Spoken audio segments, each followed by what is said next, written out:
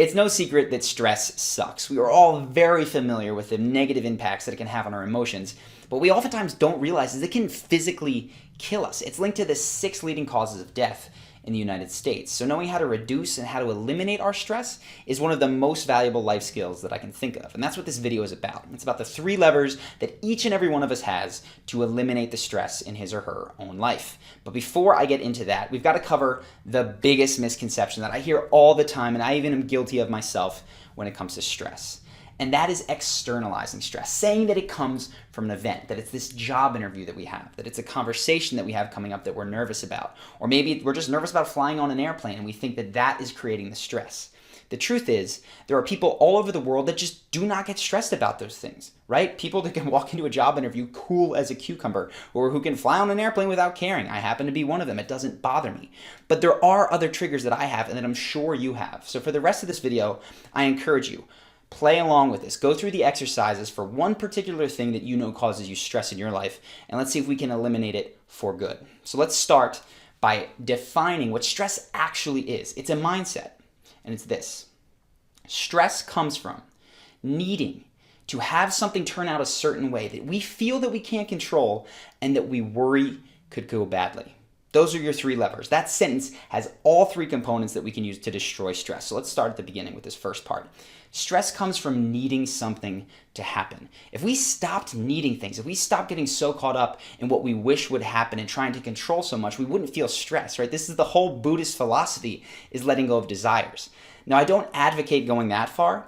I do believe, though, that the quality of your life is going to be directly impacted by how many things you think you need. And trust me, fewer things is going to be better here. So if we can eliminate feeling like we have to have things to happen, that's going to save us tons of stress. So the first thing to let go of is the past. Right? If you've done something in the past that you're regretful about and that you wish you could do differently and you turn over in your head, you can't control it, right? You're not going to be able to influence it that way. So it's just got to be let go. For things in the future that we need to turn out a certain way, a job interview. I feel this all the time when I'm on an airplane, right? And I have a connecting flight and I need to get to that flight on time. The best way to handle this is something called fear setting. And this is something that Tim Ferriss discusses in his book, The 4-Hour Workweek. But it goes like this. Let's take the example of the airplane. So I'm on an airplane, I'm going somewhere, I have a connecting flight. It's got an hour and 45 minutes and we took off 45 minutes late. So I'm going, crap, this is gonna be a really tight layover. I don't think I'm gonna make it. I gotta rush off this plane. The way that I calm myself, that I deal with that stress in that situation is by stopping needing to make that flight. And I do that by fear setting. I go, you know what? Let's assume the worst thing happens. I'm not going to make this flight. I'm going to be stuck all day in this airport, maybe even through another night. I'll have to get a hotel. I'm going to be a day late to my vacation or my meeting or wherever it is I'm going. And then all of a sudden, even though that's doom and gloom and it's not what I want, I can relax because I've clarified what's going to happen in the future. And I go, you know what? That would suck, but I can deal with it. That is the best way to deal with neediness. If you're worried about breaking up with someone, right? Go through fear, set it. Go, what would happen if I broke up? Would I actually die?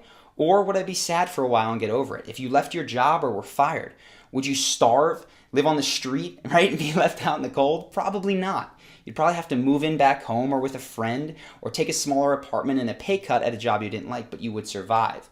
When you start to fear set, truthfully, things are not as bad as they seem. So that's the first piece. You want to get rid of feeling like you need things. Second piece.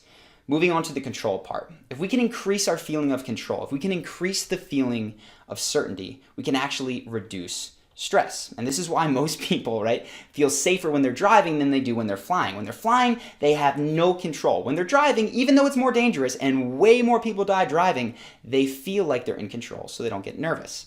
So if we can increase that feeling of control, that's going to reduce the stress. Best way to do this is something called tree planning. And I did this when I left my job for the first time. I was very nervous. How would I pay my rent, right? How would I make any money? And what I had that I just dug up for this video is a 5-page document of all the things that I could do that could generate money, right? I have on there, I could lower my student loans by casting them over 30 years.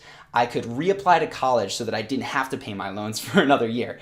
I could busk on the street, play guitar for tips. I could bartend. I could wait tables. I could do odd jobs. I could Airbnb my bedroom and sleep on the couch, which I did. I have 5 pages of things that I did.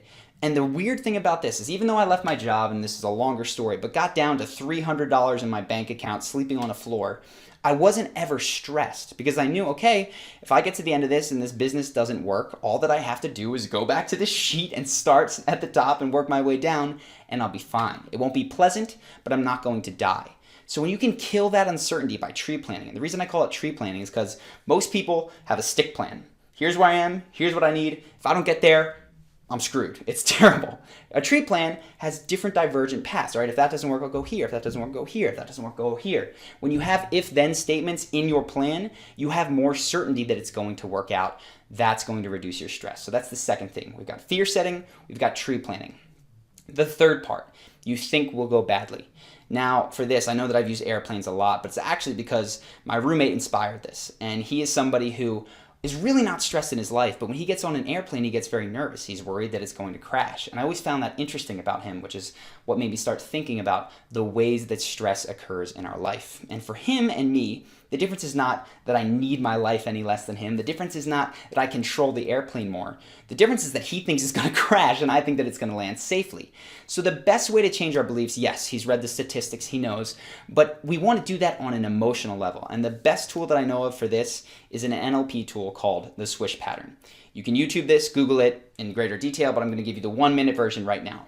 Basically, what you do is, on this hand, you place the image that you do not want to happen. You fail the job interview, the plane goes and crash and burn, the conversation goes terrible, the girl rejects you, whatever it is, and you play it out on this hand. On this hand, you have the good thing that you'd like to see. The plane lands safely, job interview goes well, you get a date with a girl, whatever it is. And you look at this hand and play it in your head vividly as you see it in the way that makes you nervous. And as soon as you start to feel that heart race or get a little bit nervous, in your head and with your hands in your mind's eye, you swish them out. Right? You have this image explode through this image coming towards your center of vision right here. And what that's going to do after you do it 10, 20 times, it can take several minutes to do, but it starts to train your habits, right? You get in the habit of every time I think of the plane crashing, boom, think of the plane landing safely and having a great vacation. You do that consciously. You direct your brain. You say, this is what I want you to do for 10 minutes, for maybe 20 minutes. It's not that long of a time. It seems like it. But then even unconsciously, when you're sitting on that plane and you start to go here, your brain will automatically go down that new route of going, nope, when we do that, boom, we see this new image, and you won't feel so badly about it. So those are the best 3 things that I have for eliminating stress in our lives. It is a mindset. It doesn't have to be part of our everyday existence. And those are, just to go over them again, fear setting. That will kill neediness. You'll feel like you don't need things to go in a certain directness or a certain route, that you have your overarching goals that you can achieve in a ton of different ways. Tree planting, that's going to give you all the different paths that get to those goals. And then, of course, the Swish Pattern, which is going to just make you more optimistic and feel better. If you have any suggestions for videos like this, Q&A style, go ahead, write them in the bottom, or people you'd like to see me break down, I'd be happy to do that. And of course, I hope that you guys have enjoyed this video, and I'll see you in the next one.